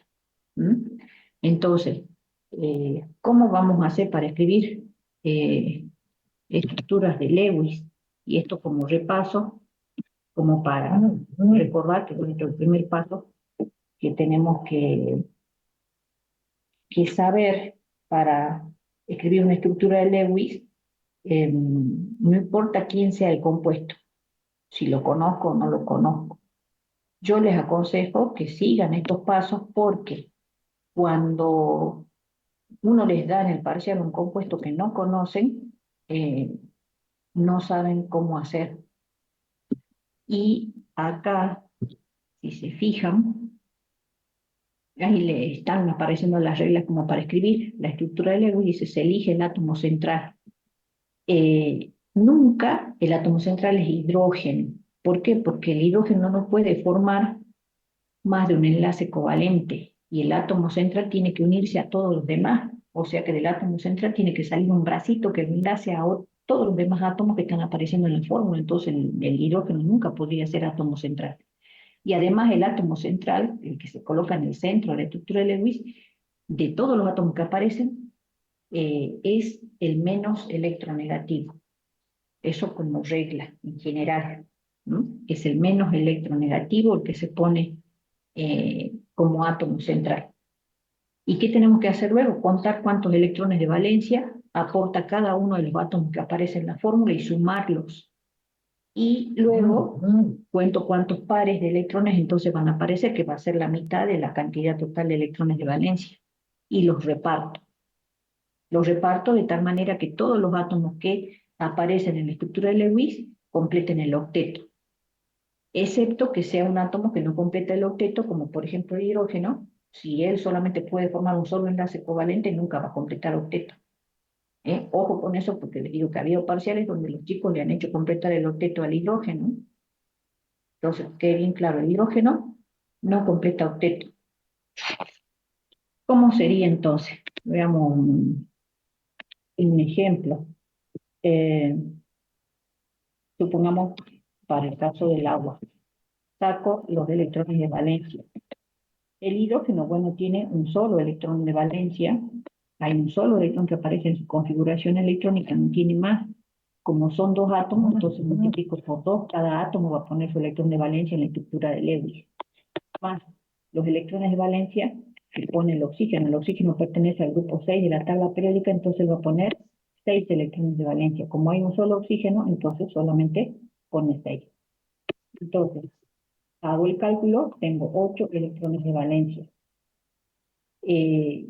Cada rayita que me aparece en la estructura de Lewis es un par de electrones. Entonces, ¿cuántas rayitas me tienen que aparecer? Si hay 8 electrones, tengo 4 pares, perdón, 4 pares. O sea, 4 rayitas me van a aparecer en la estructura de Lewis. El átomo central, bueno, acá no hay mucho que pensar, porque ya dijimos que este nunca puede ser átomo central, porque él solo se puede enlazar una sola vez. Entonces, el átomo central sí o sí acá tiene que ser el oxígeno. Y a los átomos periféricos, que serían los que se van a enlazar a él, se lo colocan alrededor, de la forma más simétrica posible.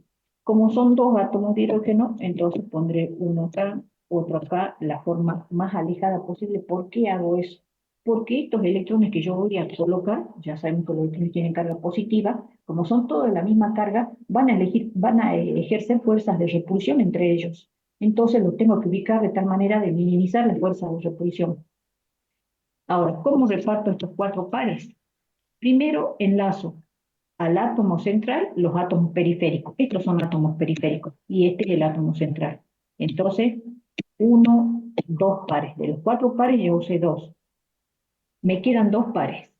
Lo que sigue es completar el octeto para los átomos periféricos. O sea, tendría que hacerle completar el octeto a los hidrógenos, pero los hidrógenos ya hemos visto que no completan el octeto. En este caso no se los puedo dar a ellos, pero eso seguiría. Una vez que le hice completar el octeto a los átomos periféricos, recién si me quedan pares se los doy al átomo central. En este caso me quedan 2 pares porque estos átomos periféricos no aceptan más electrones, ellos no completan el octeto. Me quedan 2 pares, se los doy al átomo central. Entonces fíjense cómo ha quedado la estructura de Lewis. Esta estructura de Lewis no es la preferida, digamos, no me está demostrando cómo se podrían colocar los electrones, porque ahí no está minimizada la repulsión, porque acá yo tengo estos pares de electrones. Los pares de electrones solitarios son muy repulsivos con respecto a los pares de electrones compartidos. Entonces ellos van a hacer esto, los van a alejar al otro. Entonces la estructura del Lewis más correcta para el agua sería esta, que me está, aparte de representar la estructura de Lewis, me está representando también la distribución espacial, podrían llegar a tener los enlaces. Tal es así que por difracción de rayos X se miden cómo son estas estructuras y esto tiene un ángulo de 104 grados en el caso de Leo. Porque al final obtenemos una estructura de Lewis donde entonces se maximiza la fuerza de repulsión y se minimiza la fuerza, se maximiza la fuerza de atracción y se minimiza la fuerza de repulsión entre los electrones. ¿Sí? Bueno, esa es la manera de obtener las estructuras de Lewis. Hagamos un ejemplo más y después ya tomo asistencia. Por ejemplo, pentacloruro de fósforo. Vamos a sacar los electrones de valencia. El fósforo es del grupo 5, por lo tanto va a colocar 5 electrones de valencia. El cloro es del grupo 7, o sea que tiene 7 electrones de valencia, pero son 5 átomos de cloro, entonces voy a tener que multiplicar por 5. 5 por 7, 35, más 5, 40 electrones. ¿Estos serían cuántos pares? 20 pares de electrones. Átomo central. ¿Quién es el menos electronegativo acá? Es el fósforo. Entonces él va a ser el átomo central, el menos electronegativo. Y los átomos de cloro van a ser los átomos periféricos, pero los tengo que colocar de la forma más simétrica posible para evitar la repulsión o minimizar la repulsión de los electrones. Cuando los coloque, entonces coloco un cloro acá y un cloro acá. Y los otros 3 cloros los tendré que colocar de tal manera de alejarlos lo más posible. Los voy a colocar en el centro, pero formando un triángulo equilátero, de esa manera están distribuidos espacialmente lo más simétricamente posible y estoy minimizando la repulsión. Ahora distribuyo los pares. Primero enlazo los átomos periféricos al central. Entonces, 1, 2, 3, 4, 5. Y ahora, ¿me quedan más? Sí, me quedan 15 pares. Tengo que hacer completar el octeto a los átomos periféricos. O sea, para que completen el octeto, cada átomo se rodea de 8 electrones. Este cloro ya tiene 2, entonces 4, 6, 8, ya se completó su octeto. Me siguen quedando pares porque coloqué 1, 2, 3, 4, 5, 6, 7, 8, 9, 10, 11, 12, 13, 14, 15, 16, 17, 18, 19, 20. Ya coloqué los 20 pares de electrones. No me sobró ninguno. Si me hubiera sobrado alguno, recién se lo daba al átomo central, o sea, al fósforo. Todos completaron el octeto. Quiere decir, todos están rodeados por 8 electrones. Sí, todos los cloros. ¿Pero qué le pasó al fósforo? El fósforo tiene 2, 4, 6, 8, 10 electrones. El fósforo se rodeó de 10 electrones. O sea, quiere decir que está violando la regla del octeto. Sin embargo, el fósforo puede hacerlo. Hay excepciones a la regla del octeto. La regla del octeto me dice que para que se estabilicen los átomos tienen que rodearse de 8 electrones en la estructura de Lewis. ¿Sí? En este caso, este compuesto entra dentro de una de las excepciones donde hay expansión del octeto. El fósforo puede expandir octeto. Hay sustancias que pueden expandir octeto si tienen orbitales D disponibles para hacerlo. El fósforo, por el periodo en el que se encuentra, él ya tiene orbitales D, entonces puede expandir el octeto, por lo tanto, esa es su estructura de Lewis. ¿Se entendió? Ya vamos Sí, a seguir profe. haciendo más. ¿Sí? Bueno, yo ya les voy a pasar, chicos, el PDF. Ahora, al terminar, ahí tienen algunos ejemplos de excepciones en las reglas del octeto. No solamente expanden octeto, hay algunos que no completan octeto. ¿Mm? Bueno, esto yo se los voy a pasar. Bueno, ahora les voy tomando asistencia.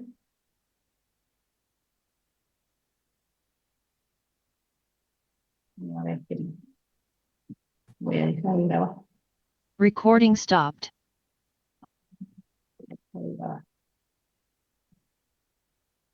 Bueno, rápidamente. Alaví, Alfaro Bárbara, Presente, profe. Álvarez Gustavo, Anachuri Rodrigo, Presente, profe. ¿quién? ¿Anachuri o Álvarez? Anachuri. Bien. Mónica, Añasgo Eduardo, Andrada, Sí. Añasgo Eduardo, Argamonte Leila, Presente, Argamonte. Ábalos Siles, Bay Guitián, Presente, profe. Vasconcel, no, Bejarano, Mauro, Presente, profe. Beltrán Maximiliano, Presente, profe. Benín Campi, Benín Campi, presente, profe. Borsalino Coca,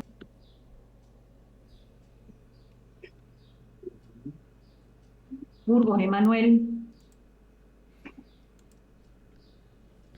Burgos Efraín, Presente, profe. Burgos Daniel, Profe. Presente, profe. Burgos Daniel, Burgo Efraín. Sí, profe. bueno, Burgos Efraín y Burgos Daniel presente, entonces los dos. Cabello Matías, Cariaga Brisa, Presente, profe. Carrizo Ailén, Presente, profe. Carrizo Ailén, Profe. bien, Sí, profe. sí. Castro Borsalino. Borsalino, bien, ya está. Castro Elisa, Presente, profe. Caucota Jonathan, Presente, profe. Cesarini, Presente, profe. Chacón, Presente, profe. Chagra, Presente, profe. Chambi Jessica, Choque Lourdes, Presente, profe. Choque Ramos, Presente, profe. Chumacero Colque, De profe. Cruz Antonella,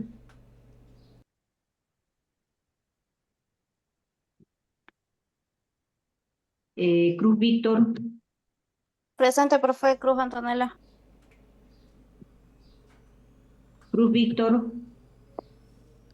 Cruz Federico, Presente, profe. Cruz Federico, Cuello Jimena, Presente, profe. Díaz Cristian, Alejandro, Domínguez Lucas, Presente, profe. Presente. Domínguez Juárez Camila, Presente, profe. Escalante Mateo, Presente, profe. Espíndola Rolando, Espinosa Antonella, Presente. Espinosa Julián, Presente, profe. Fernández José, Ferreira Álvaro, Flores Mauro, Presente, profe. Flores Chávez Julia, Presente, profe. Garzón Matías, Presente, profe. Garzón Matías. Gaspar Mayra, Godoy Aldorino, Presente, profe. Gómez Cristian, Presente. Lucas, Presente, profe. González Urriales,